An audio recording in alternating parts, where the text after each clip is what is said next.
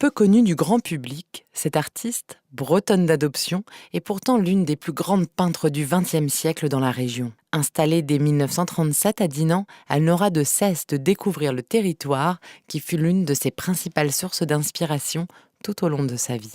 Née à Paris le 27 octobre 1895, de parents alsaciens, Yvonne Affen se passionne dès le plus jeune âge pour les arts plastiques.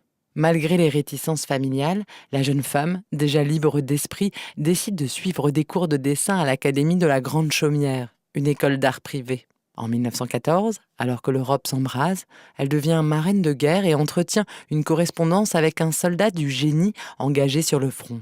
À la fin du conflit, Félix Jean demande la main de son ex-correspondante. Le couple se marie finalement le 14 février 1920 et s'installe en plein cœur du quartier Montparnasse, dans une maison où la jeune femme a son atelier. Amateur d'art, son mari, polytechnicien, subvient aux besoins du foyer et encourage sa femme à travailler la peinture. Yvonne intègre alors l'atelier du très académique Auguste Leroux et expose au Salon des artistes français en 1924 et 1925. Un collaborateur de Félix propose un jour à Yvonne de la présenter à un peintre habitant dans sa rue, Mathurin Méheut, raconte sa nièce Claudine Pigot. Cet artiste, déjà connu dans la place parisienne, rencontre donc la jeune femme et lui trouve quelques dons. Mais selon lui, je me fourvoyais dans les petites natures mortes que mon professeur me faisait faire. Il me fallait ouvrir mes fenêtres et m'installer en plein air devant la nature pour faire des peintures vivantes, écrit l'intéressé dans ses mémoires. La visite de l'atelier de son nouveau mentor en 1923 est une révélation. Quel éblouissement ce fut pour moi. Tout ce qu'on m'avait appris, l'ordre, le rangement méthodique, la propreté méticuleuse, tout cela était bousculé dans une superposition d'images aux couleurs vives, un fouillis de tubes de couleurs et de pinceaux avec des dessins éparpillés partout.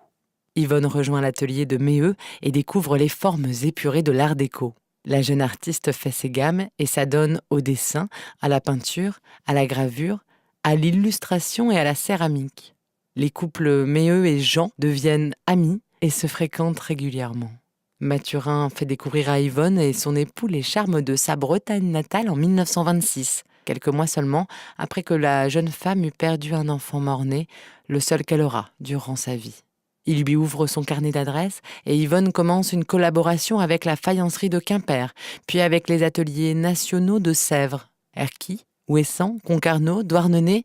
Les voyages en Bretagne se multiplient, à tel point que Félix et Yvonne achètent la Grande Vigne, une maison sur le port de Dinan en 1936. Yvonne Jean Affen obtient ses premières commandes et commence à travailler avec la Compagnie des Messageries Maritimes, pour laquelle elle réalise des œuvres qui décorent les paquebots de croisière. Elle collabore aussi régulièrement avec Mathurin Méheut sur de grosses commandes du maître, comme en 1930, où les deux artistes se rendent à Pittsburgh afin de décorer le mur du grand hall du siège de la marque américaine Haynes. 1939. Le second conflit mondial éclate et Félix, officier de réserve, est appelé alors qu'Yvonne se réfugie à Dinan. Son mari est démobilisé à l'armistice et retrouve du travail à Paris. L'artiste passe la durée de la guerre en Bretagne, travaillant avec son mentor. Il réalise notamment les décors de l'Institut de géologie de Rennes. Les deux peintres parcourent la Bretagne, pourtant occupée, afin de s'inspirer des paysages de la côte. À la Libération, Yvonne Jean Affen renoue avec les compagnies maritimes et réalise la décoration d'une dizaine de paquebots, dont le France en 1962. L'artiste travaille également pour l'édition et illustre plusieurs revues et livres entre 1945 et 1979, tout en continuant à peindre. En 1954, une attaque cérébrale touche Félix.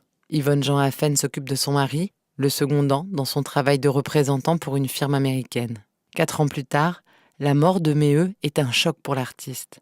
Privée du compagnon constant de son travail d'artiste, elle aurait succombé au désespoir si la nécessité d'aider un mari handicapé ne l'avait pas entièrement mobilisée, rapporte sa nièce. Mais en 1960, Félix Jean meurt d'une nouvelle congestion. À 65 ans, elle accepte de prendre la suite de son mari et se reconvertit dans les affaires, ce qui lui permet d'entretenir sa demeure dinanaise tout en continuant à peindre à ses heures perdues. Retraitée en 1977, elle fera tout pour perpétuer le souvenir de Mathurin Méheut jusqu'à sa mort, le 24 novembre 1993, à l'âge de 98 ans.